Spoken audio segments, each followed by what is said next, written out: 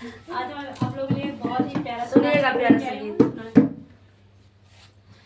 वन में बोले कोयलिया तनी बोले दाना नदी, तनी बोले दाना नदी, हमसे रूठल बलमुआ तनी बोले दाना नदी, हमसे रूठल बलमुआ तनी बोले दाना नदी, हमसे रूठल बलमुआ तनी बोले दाना नदी, हमसे रूठल बलमुआ तनी बोले दाना नदी।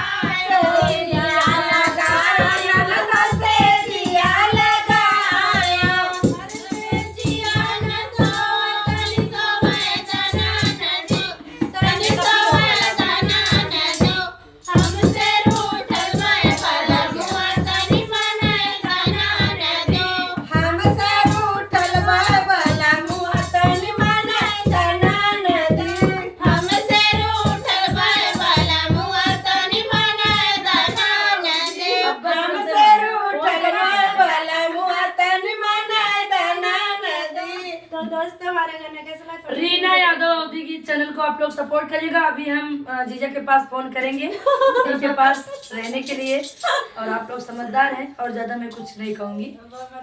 और दीदी का बल्ले बल्ले।